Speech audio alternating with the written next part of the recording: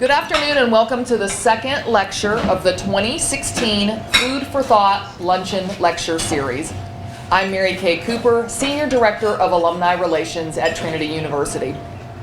Hey, Mary Kay. Well, thank you. She's so awesome. She does everything so wonderfully. This series is sponsored by the San Antonio Alumni Chapter and coordinated by the Alumni Office. This series is designed to spotlight Trinity's outstanding faculty. Before we get to today's talk, though, I would like to tell you about an upcoming event. Retired General Martin E. Dempsey, former chair of the Joint Chiefs of Staff, will present the 2016 Flora Cameron Lecture on Politics and Public Affairs at Trinity University. It will be held at 7:30 p.m. Wednesday, March 23rd in Laurie Auditorium.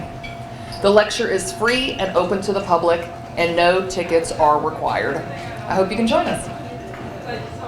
I'm pleased to have a special Trinity person here with us today, and I would like you to be able to recognize him. Michael Fisher, Vice President for Faculty and Student Affairs.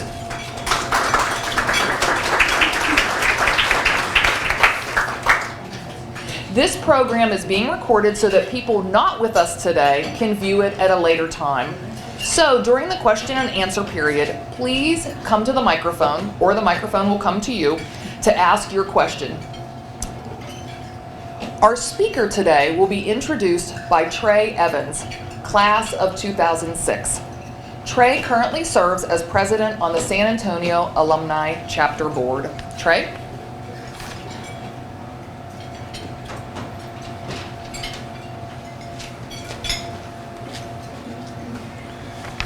Had to check my watch to make sure I say good afternoon instead of good morning.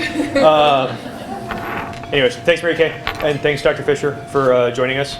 And it's my pleasure and duty to introduce Dr. Corinne Pache. She received her BA from Hunter College and her Ph.D. from the esteemed Harvard University. She's currently professor and acting chair of the Classical Studies Department. She began teaching in 2009 and teaches ancient Greek, Latin, and I lost my place, and courses in classical civilization. Her research focuses on Greek archaic poetry and the modern reception of the ancient epic. She's currently working on a book project, Remembering Penelope, on the reception of Penelope in recent literature and film, for which she has received an American Council of Learned Societies Fellowship 2013 to 2014. A couple of articles linked to the project have already been published. Go Back to Your Loom, Dad, and Odyssean Odysseys in Modern Cultures. Dr. Pache has also published two books, Baby and Child Heroes in Ancient Greece, and A Moment's Ornament, the poetics of a word I can't pronounce in ancient Greece. Should have proofread this, shouldn't I? She's also the editor of the forthcoming Cambridge Homer Encyclopedia. Please join me in welcoming Dr. Corinne Pache.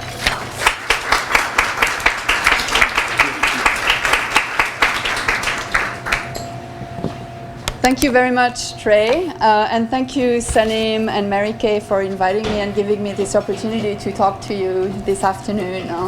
Can everybody hear me if I speak this way? Okay, great. So what I want to do today is talk about Penelope's journey. Homeric poetry is for us the beginning of our literary tradition. And the Odyssey, in particular, has had tremendous influence on later literature, and both in the ancient and the modern world. So just to give you some sense, the ancient Greek tragedian Aeschylus already described his plays as slices from the banquet of Homer, while the Roman Virgil modeled his great epic after the Iliad and the Odyssey. Dante in the Renaissance also had Homer in mind, even though he didn't have access to the text of the Odyssey. He only knew Homer through Virgil, but his Commedia is very much an Odyssey. And Odysseus makes an interesting appearance in Inferno. And this influence continues to our day today, when rewriting the Odyssey has become a genre of its own. Starting with James Joyce's Ulysses, Homer's Odyssey has thus been a very important source of inspiration for 20th and 21st century artists. Yet, with a couple of exceptions, very few have followed Joyce's attempt to write a monumental work inspired by Homer. Towards the end of the beginning, rather, of the 21st century, rather, so I'm going to talk about very recent poets who tried to rewrite the Odyssey. But they tried to do so with much leaner poetry. Many of these rewritings are written by women. And in this paper, I will examine the recent reception of Penelope, focusing on the theme of weaving and unweaving as a metaphor for finding home. So just to give you a sense of what I will cover in my talk, here's the outline, and you also have it on the handout. I hope everybody's got a handout. Most of what you need will be on the screen, but there's a few extra things on the handout. So I'd like to start with the idea of homecoming in Homer, in the Odyssey. As one scholar has described it, at the beginning of the Western literary tradition stands the Big Bang of the Trojan War and the subsequent return narratives of the Greek heroes. So I want to start by talking about nostos, which is the ancient Greek concept of homecoming.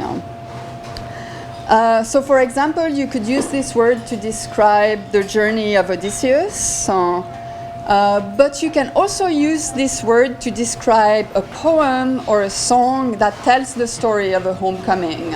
So you can say this is a song of nostos, this is the Odyssey, the nostos of Odysseus. And nostos is also an interesting word.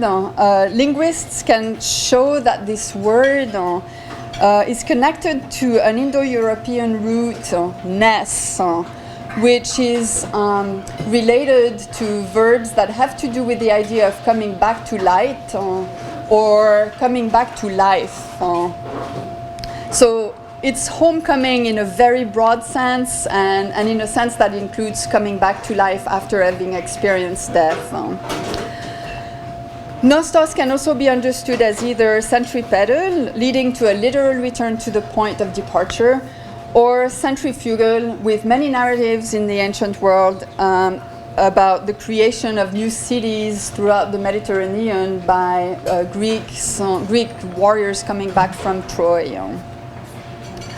So nostos implicitly contains the notion of a home to which one wants to return, or which one needs to create.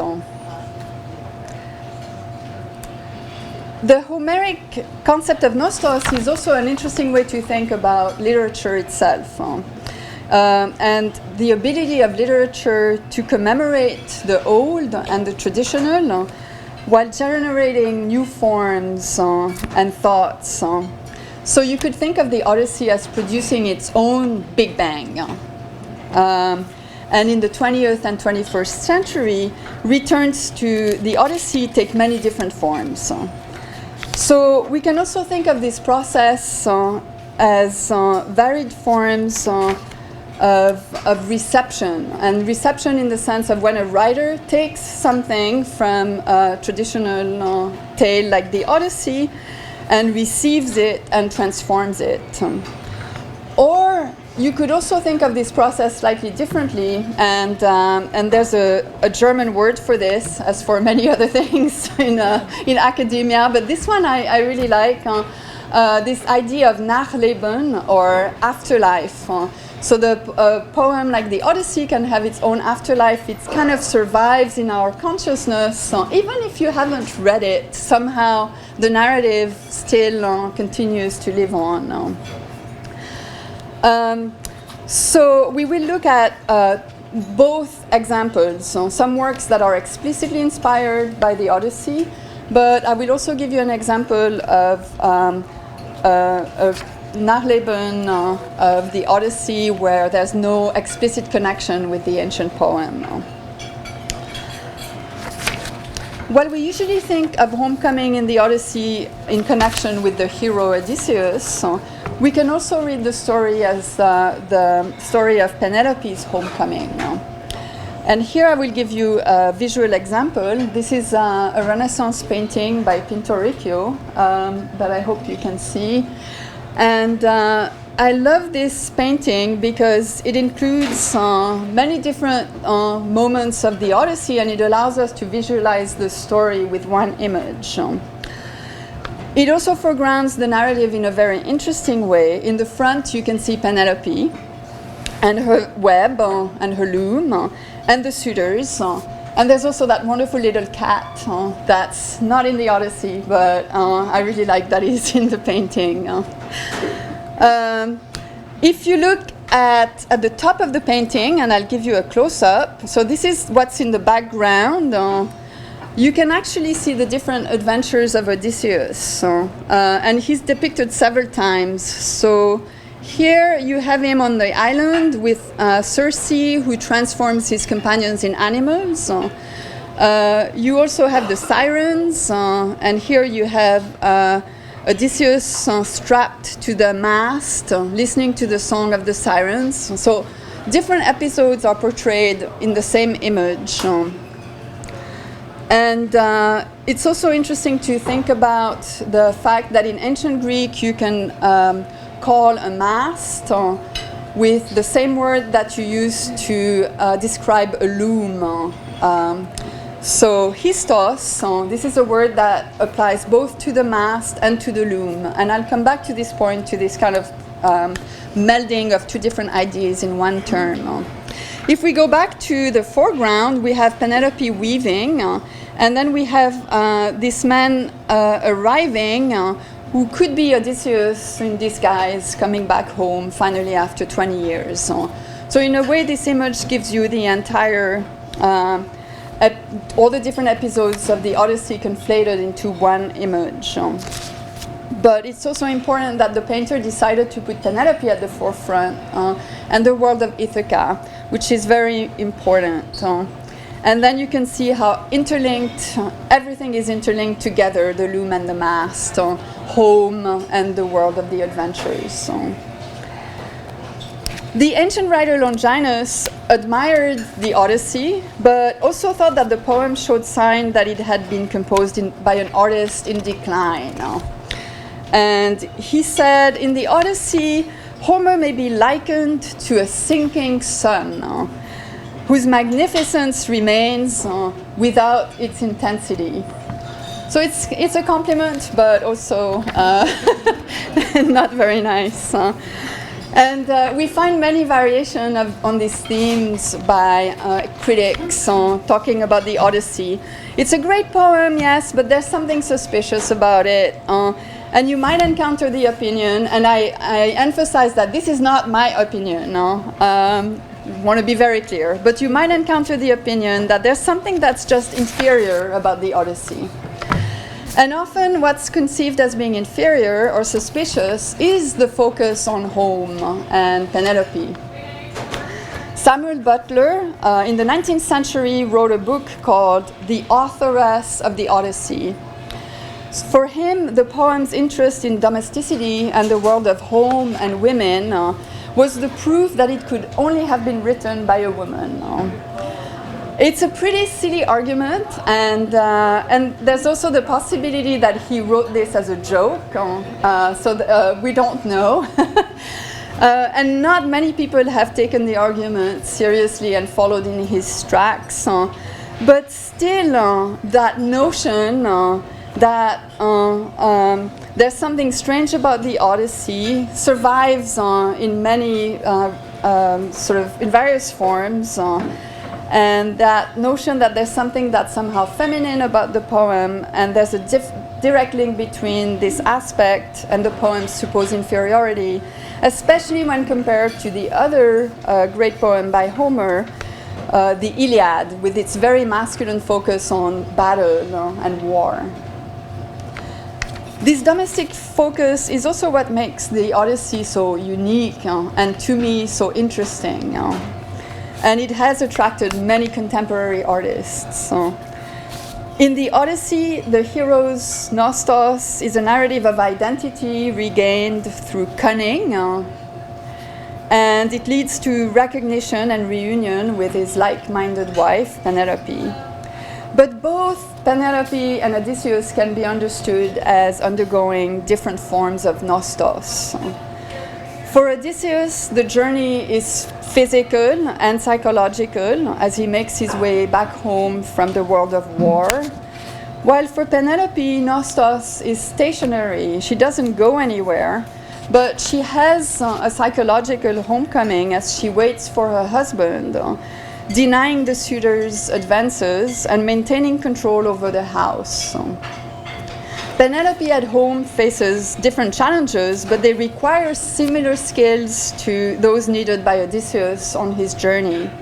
Caution, cleverness, endurance, and the ability to hide one's feelings. So now let me turn to weaving in the Odyssey. I want to take a moment to look at how Homer depicts Penelope's weaving because it's such an important theme. The suitor Antinous describes how Penelope deceives the suitors, and you have this also on your handout, number 3.1. The matchless queen of cunning, look here, for 3 years now, getting on to 4. She's played it fast and loose with all our hearts, building each man's hopes, dangling promises, dropping hints to each, but all the while with something else in mind. This was her latest masterpiece of guile. She set up a great loom in the royal halls, and she began to weave, and the weaving fine spun, the yarns endless, and she would lead us on. Young men, my suitors, now that King Odysseus is no more, go slowly, keen as you are to marry me, until I can finish off this web. So my weaving won't all fray and come to nothing. This is a shroud for old Lord Laertes, for that day when the deadly fate that lays us out at last will take him down. Penelope is the matchless queen of cunning, just as her husband's epithet is Polymatis, of much cunning. Yet men and women have very different roles in Homeric epic, and Penelope cannot show her cunning in the same way that Odysseus can. She's confined to the household and to certain tasks, and she has very little opportunity to act. What she does is that she resists the suitors by turning her limitations into strengths. Weaving in Homer is a typical woman activity. And so what Penelope does is very cleverly, she takes this everyday domestic task and transforms it into a way of putting off the suitors. In ancient Greek, the term to weave also has association with poetry. You can weave a plot, either in the sense meant by Odysseus when he asks Athena to help him weave a scheme in Book 13, or you can weave a plot more literally. There are many metaphors of weaving and literature in ancient Greek, which actually also work in English. If you think about the word text, it comes from the word for textile. So a text is something that's neatly interwoven, like a tapestry. Another way in which the Greek language makes the connection between textiles and songs is in the term for singer, rhapsoidos, which means something like sewing songs together. So when Penelope weaves, there's also the implication that she's in a sense presented as weaving the story or the plot of the Odyssey, and we may be tempted to see her as a quasi-feminist heroine. And I will come back to this question at the end of the talk. Aristotle also noticed this feature of the Odyssey when he described the plot as peplegmenon, as woven together. And so the Odyssey presents the notion of homecoming, and weaving as metaphorically and literally interwoven. Yet, while the poem grants epic glory to Penelope, and while she's very smart about turning her limitations into strengths, the Odyssey also seems to create an opposition between weaving and power. And here's an example from a rebuke that Telemachus makes to his mother. So, mother, go back to your quarters, tend to your own tasks, the distaff and the loom, and keep the women working hard as well. As for giving orders, men will see to that, but I, most of all, I hold the reins of power in this house. So here you have the contrast between weaving for women and holding the power for men. And Telemachus does that once more later on in the poem. So this is a way in which men keep women away from the power over the household by keeping them confined to weaving. And men in the poem try to exert control over Penelope's only means of defying the male order. But it's important to remember, and it's so easy to forget when we're reading the Odyssey, that the suitors actually do force Penelope to complete her tapestry. So she's not entirely successful with this trick. After they discover the deception, they force her to complete her shroud for Laertes. So there's an ambivalence to Penelope's weaving. It seems to be both a means of rebellion, but also a means of keeping her under control. So to summarize this section, Penelope's weaving is deeply interlinked with her cunning, her metis, and the reunion of Penelope and Odysseus is the culmination of the poet's plot, but it also comes about as the result of the interplay between the cunning of Odysseus and the cunning of Penelope. And that includes Penelope's weaving and unweaving. Odysseus and Penelope manifest their intelligence in very different ways, but ultimately they both share the ability to weave deceitful plans. And in the process, they also weave a song of homecoming. And I will come back to this idea of singing a homecoming with an example in a little bit. But now let's turn to our modern poets.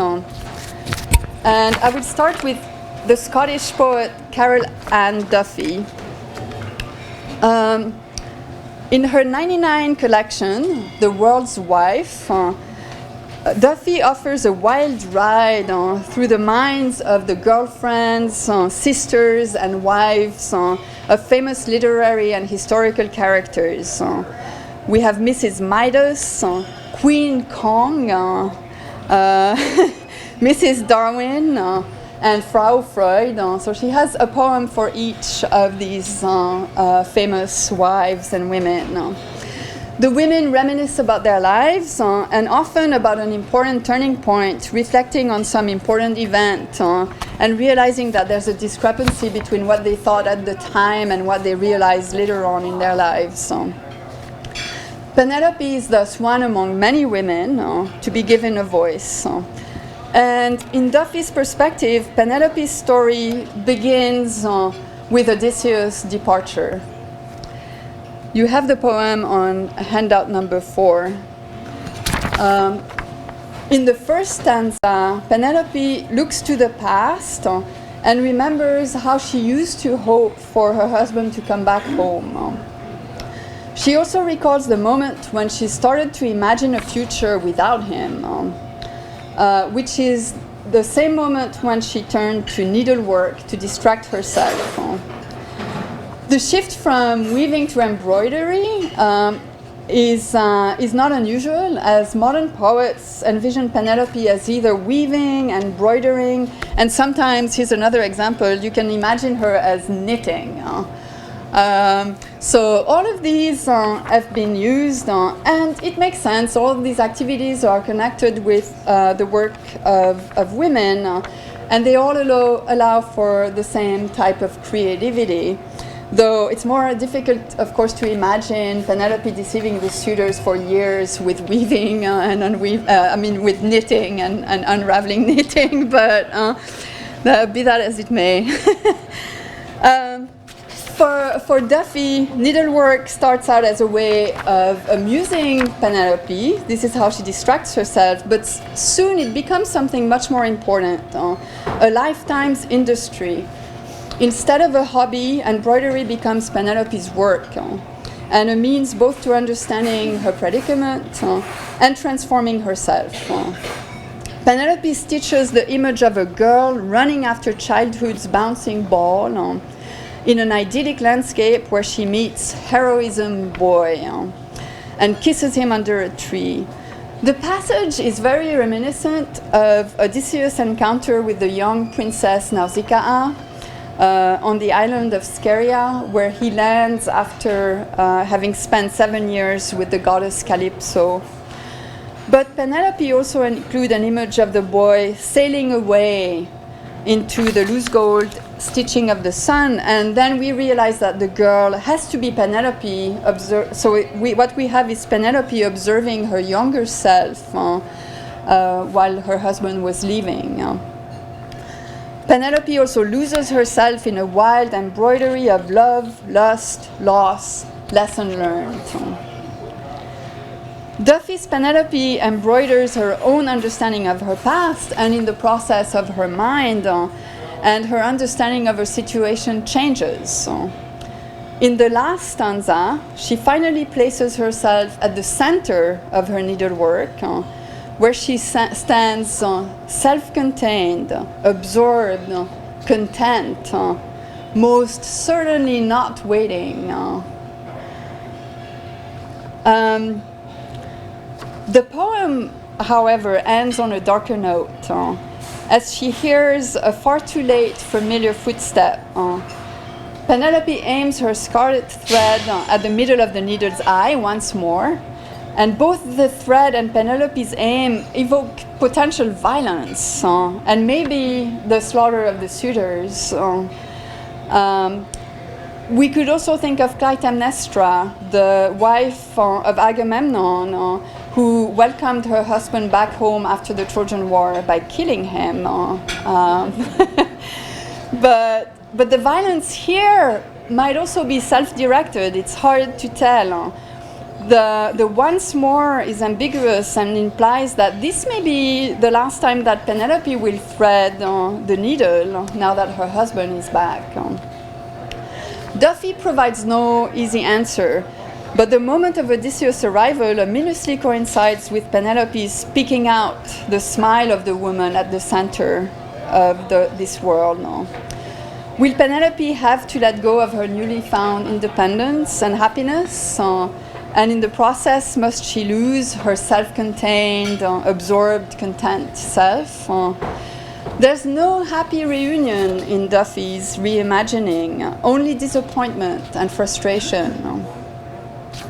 Instead of the suitors forcing Penelope to complete her tapestry, her husband interrupts her work. Penelope finds herself in her embroidery and is able to create a home during Odysseus' absence, where she finds happiness in creative work. But Odysseus puts an end to Penelope's embroidering, and the poem ends with a sense of loss. The image of Penelope's aiming her thread at the needle's eye also evokes Odysseus aiming his olive wood, very different things. Aiming his olive wood stake at the Cyclops' single eye. So this connects a moment that should be a happy reunion to one of the most violent moments in the epic, when Odysseus blinds the Cyclops. Now let me turn to a different example. Rosanna Warren's 2006 The Odyssey, which is a collection of 19 short prose poems that offer a radically different perspective on both Penelope and the Homeric poem by retelling this entire story from beginning to end, transformed into a narrative of violence and war. Warren transforms the Homeric poem at once into something very faithful to the original, but also very new. She focuses not so much on characters and deeds, she actually focuses on universal forces at work in human life. As the scholar Lorna Hardwick describes the contemporary reception of Homer, Homer in the 21st century is no longer really a model, at least not in the sense that he was for people like Virgil or Dante or even James Joyce, who were using the Odyssey as a kind of model. In the 21st century, she says, we should think of Homer as a catalyst. So he's there and he creates a reaction. And this is very true of Rosanna Warren's alchemical vision of the Odyssey. You can see the titles of the 19 poems on your handout, and the titles make the connection with the Odyssey very clear, though the poems themselves are detached from the particular circumstances or individuals. So people will be named in the titles, but you won't find many names in the poems. Penelope appears in two poems, Penelope's Dream and Loom. Like the ancient poem, Warren's Odyssey starts with Ithaca and ends with the reunion between Odysseus and his father. Yet at the same time, Warren reverses the pattern by starting with the notion of recognition, which is so crucial to the second half of the Odyssey. In the first poem, which you have on handout 5.1, Warren situates her narrative in the aftermath of the Homeric poem. Recognition, so that's her first word. Recognition that we live inside and outside. Light corrodes both. Living bodies take shape from corrosion. Olive trees tremble in sunstroke and shift into phantoms. We are all pouring through our own forms and the house shudders. Who is safe? This is a very ominous beginning, and the recognition that she mentions we could think of as the act of re-seeing and receiving the ancient poem. While Homer's Odyssey allows Penelope her own epic glory as a faithful wife, Warren draws attention to the devastating consequences of both the husband's departure, but also of the devastating consequences of his return. A topic that the Homeric poem doesn't really want to talk about too much. Odysseus does kill all of the 108 suitors when he comes home. That's a problem. In Loom, handout 5.2, Penelope makes her second and last appearance. Through the strong warp of the past, she shuttles the woof of the future, and the fabric of the present tightens into shape. But the present, Laertes' death is constantly deferred. Constancy is her métier. To preserve it, she lets the present unravel at her fingertips, while night breathes over her shoulder and complicates the pattern. Warren here plays on the double meaning of the French word métier, which can refer to the practice of a profession or an art, but it can also be used more specifically in the expression métier à tisser to describe a loom. Penelope finds her métier in weaving, but she finds the impossible task of preserving constancy in a world that's in constant flux. She tries to control the fabric of the present, but in the process of unraveling, Penelope seems also to lose control of her narrative. Odysseus, strikingly, is left unnamed in Warren's poems. He is literally nobody, and his ancient cunning plays no role in the narrative. There's no reunion between Penelope and Odysseus, only violence at the end of the poem. The wedding music that accompanies the reunion of husband and wife in the Odyssey is here replaced by the sound of the gasping suitors' bodies thrashing in agony, which the narrator describes as a kind of music floating from the shuttered hall. So And moreover, for Warren, there is something cyclical about the homecoming of Odysseus. So she has this idea that we go through this story over and over again. No? There's surprising power, I think, to Warren's recognition that the Odyssey is also, in a way, a poem about war. And although Homer himself kind of doesn't explore this in great depth, but in a way, I think she shows us something that's already in the ancient poem and puts light on something that's there in the shadow. Warren's Penelope, like her ancient counterpart, is a weaver, but she seems stuck in a narrative that won't allow her to experience either her own creativity or homecoming. So this is a very dark reception of the Odyssey. So to give us a little break, remember how I mentioned that in ancient Greek, Nostos can also mean a song of homecoming. And now I want to shift gears a little bit and give you an example of the afterlife of the Odyssey and of a Penelope figure in a work that's not directly inspired by Homer, but which explores many of the same themes. And this is the wonderful film by Pedro Almodovar, Volver. Volver means return, and the film is an exploration of the idea of return in all kinds of different forms. So I'm going to show you a key moment in the movie when the main character sings a song about homecoming at the very moment that her mother, who was believed to be dead, secretly comes back. So let's just look at the clip. And another thing that's important to know is that Raimunda, the character played by Penelope Cruz, it's a coincidence, but it's kind of funny. She's a real Penelope. She hasn't sung in 20 years. So.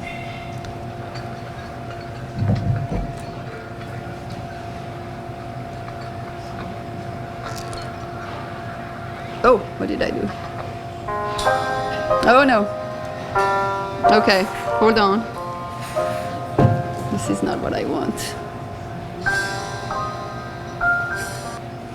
All right, we're going to start again. So one thing that's interesting in this clip is that I don't think Almodovar was thinking about the Odyssey at all, no. But the song that you're going to hear has very many connections with the Odysseys.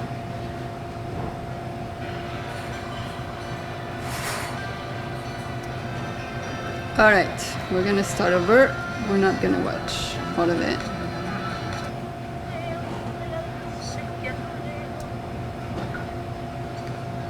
I'm going to try to do this.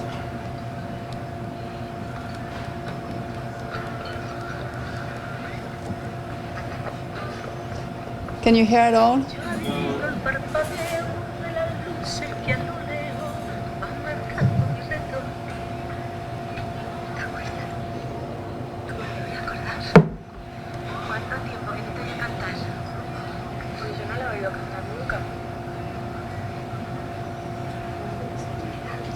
Nothing is happening right now, but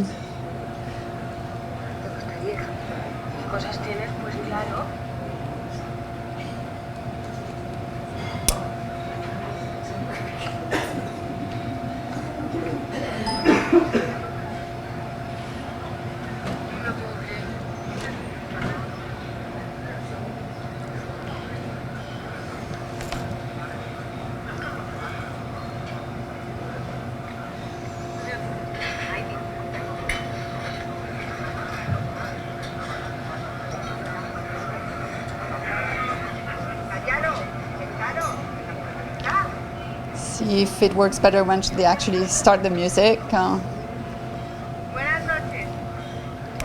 Yo quería agradeceros al equipo el trabajo que nos habéis dado esta semana. It's maximum. Muchas gracias de todo corazón. Yo hace mucho tiempo que no canto, mucho. Pero hoy me voy a animar. A ver si. Can you hear it all? It's still nothing. Okay. Well,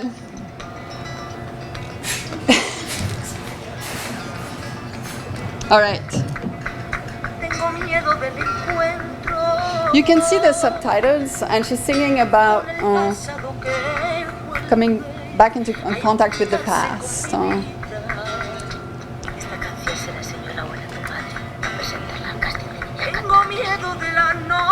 I'm going to stop because the whole point of showing you the clip is how beautiful the song sounds. So if you can't hear it, you're not going to get the effect. But it's a beautiful moment when everything comes together. She's thinking about returning home at the very moment when her mother is actually back, even though she doesn't know it yet. And the lyrics are beautiful, but the singing is also absolutely gorgeous. And actually, the actress is not singing; a flamenco singer is singing the song for her. And it's a great song of homecoming, in which the homecoming is actually taking place during the song, during the performance. So it's a great moment and a great movie. Now, I want to go to our next poet and last poet, who has a collection of poems about Penelope called Penelope's Confession. So this immediately gives you a sense of her take on Penelope, that Penelope has something to both hide and to confess. So this is a collection of 23 poems, all centering on the figure of Penelope, and they're narrated in the first and third person. And it's also unique in the sense that it focuses on the Greek language. The poems are presented side by side in English, and then there's a modern Greek translation on the other side, which were done by modern Greek poets as well as the author herself. The setting is contemporary Ithaca, with so the island that's completely overrun with tourists in the summer. And it starts with the poem Unraveling, handout number 6.1, in which an unnamed narrator describes Penelope weaving a fleet of ships with captains erect in the prow, their helmets flecked with gold, as if caught by the sun, the blue back of dolphins. Penelope keeps Odysseus and his ship for last, the one that she's the most keen on weaving. And shaping the ship's hull, she imagines how she could take herself on board along with Odysseus. Like Duffy, Holt's Varhaft begins with Penelope weaving Odysseus' departure. But here, rather than hoping for his return, Penelope wishes she could have gone along with him. By starting with the unraveling of Penelope's tapestry, Penelope's Confession reconfigures the heroine as both the main character and the storyteller of the whole volume. And she weaves and unweaves what she remembers. By the time we reach the last poem in the collection, Penelope's Blues, Penelope embraces her solitude and creativity. That's number 6.2. Penelope is at work again, and just as in the first poem of the collection, she weaves the image of a ship. But this time, it's a single ship with a lone woman on board. The poem emphasizes weaving as work, and weaving and sailing blend together in the same way that the different blues of Penelope's tapestry merge into an essence of blueness. And the poet also puns on the idea of blue the color and blues the singing. Penelope's art is thus also associated with loss, with singing the blues. And Penelope's song becomes a song not of return, but of departure. Whether Penelope intends to physically leave or not, the collection ends with her leaving home and husband behind. So the three modern Penelope that we've seen all question the notion of home and homecoming. Duffy's Penelope finds a home temporarily while Odysseus is gone, but loses it when he comes back. In Warren's reading, home is a place to be ravaged by war, and that is endlessly recreated and destroyed by new generations. Holzwarhaft's Penelope finds home in her weaving, and in the process she gains independence. So all three poets pick up Penelope's thread and continue the tapestry in different directions. For all three poets, weaving is characterized as creative work that is key in their characters finding themselves. But all three poets have also a rather dark perspective on the relationship between the sexes. Odysseus is portrayed as an obstacle to happiness and a threat to peace.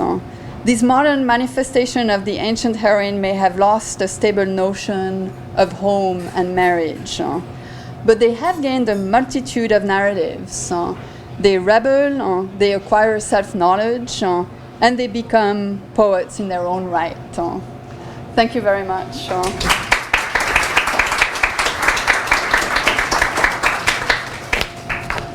So we have time for questions. I hope you have questions. I have a question.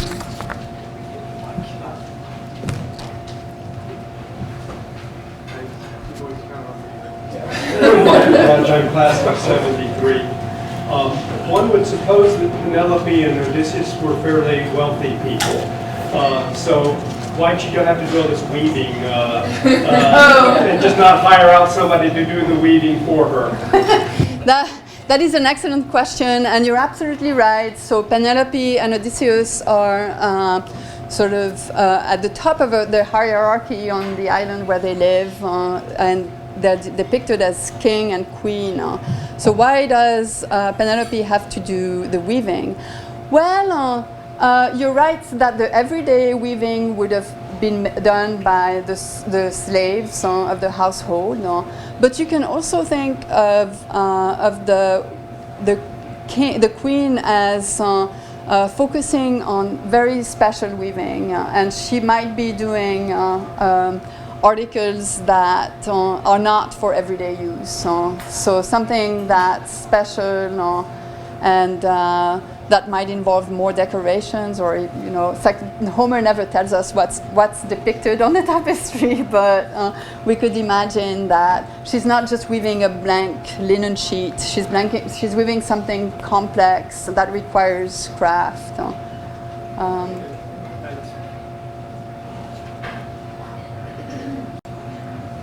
Yes. Your theme made me think of that movie. I think was even nominated for the Academy Award of Brooklyn. It's about a young woman who left Ireland in 1950 and went to Brooklyn, and then she went back home, and then she went back again. It sounds great. I haven't seen it yet. But it sounds, so the movie Brooklyn, about a woman who leaves home and goes back. That's fascinating, actually, and I think I think that's also maybe why so many American poets are so interested in the Odyssey and the idea of homecoming, when we live in a culture where home has become very complicated for many of us. I don't know, in this room, maybe some people were born in San Antonio and stayed here their entire lives, but in many cases, people in our modern era, we will go through periods when we leave. Some of us, like me, leave their home country. And so for us, I think the notion of home, can you find a home in a place that's not where you grew up? And the notion of homecoming is becoming much, much more complicated than it is in the Odyssey. So that's great. I need to see this movie. It sounds wonderful.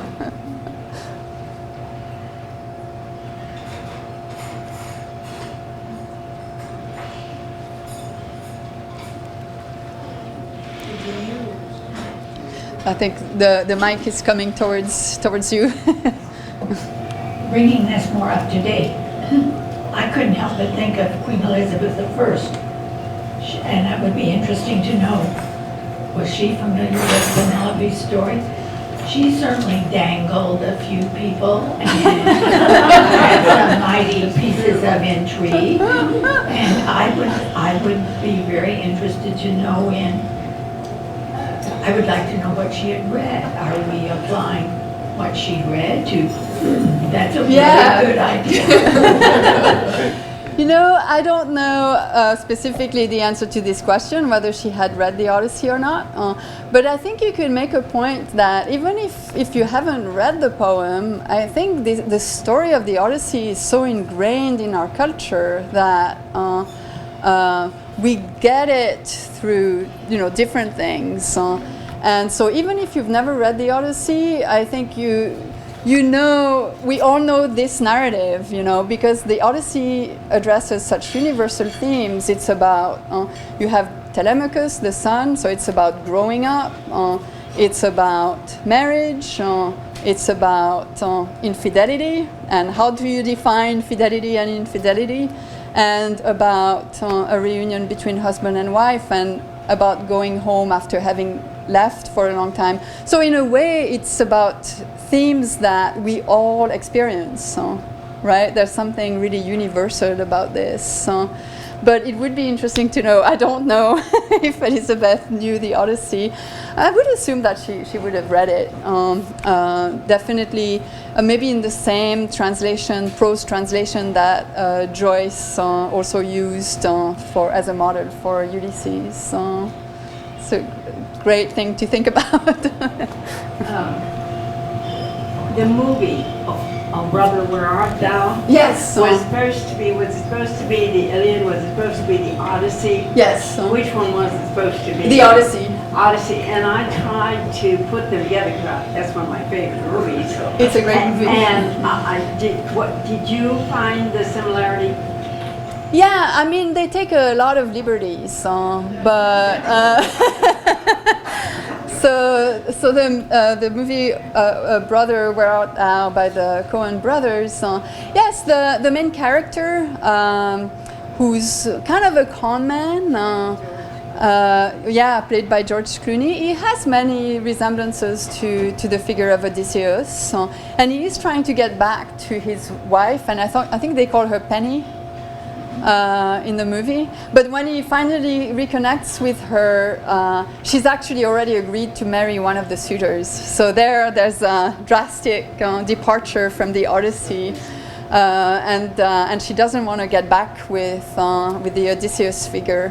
So, but there's a scene where the Odysseus figure comes across women singing in a river. That's right. That's very much like the Sirens episode.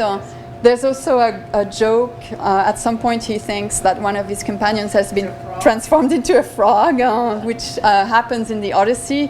In the movie, it's actually just a coincidence. So I think they use the Odyssey in a very clever way. They don't always follow it, but they very often allude to it in some way. They talk about the first scene where the man is on the small railroad car, and he's a black man, in there, and he's blind, right? Blind, he's yes. blind, like Homer was supposed to be a blind that poet. was it. Yeah. Okay, one other thing. Do you believe that the Iliad and the Odyssey were written by two different people? I don't believe that the Iliad and the Odyssey were written at all.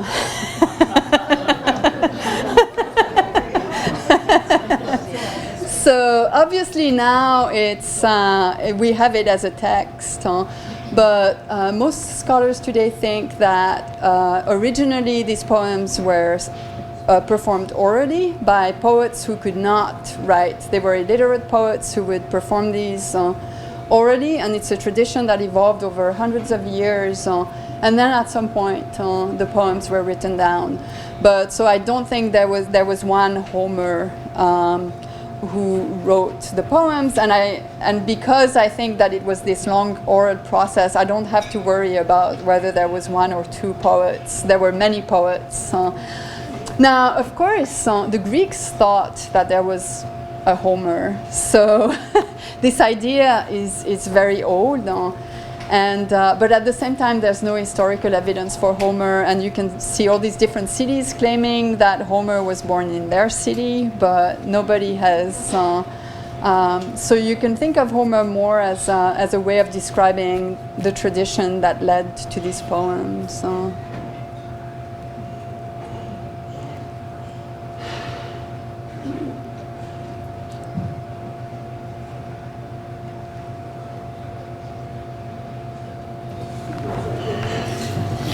just interested to know if you think modern day rap is poetry. I'm not an expert in rap at all, but I have seen the movie. Is it 8 Miles and a Half? Yes, about Eminem's life. And there's a scene in which he's competing with another rapper, and that's actually very Greek. The Iliad and the Odyssey were actually written down when the poem was started to be used in festivals, and they had competitions between singers who would be the best at singing Homer. So I think there's a connection there in terms of the attitude towards it's oral, and you're performing as you're singing it, you're creating the song as you're singing it, and that's very similar to what Homeric poetry was originally. So this idea of, and also taking what either the audience gives you or your opponent gives you and transforming it, that's very interesting to me. That's about all I know about rap comes from that movie. So.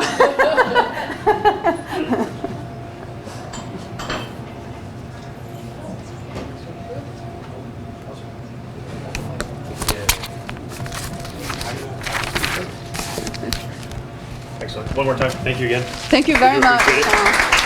Thank you. Thank you all. Screw it. Anyways, please join me once again. Thank you very much. Awesome discussion afterwards as well. Please join us for our next topic. Dr. David Crockett will be presenting handicapping the 2016 presidential election. Same time, same place on April 6th. No, I'm serious. We're all laughing like I'm joking. No, seriously. That's the topic. So anyways, we'll see you again April 6th for our final lecture. Thank you so much. Enjoy the rest of your day.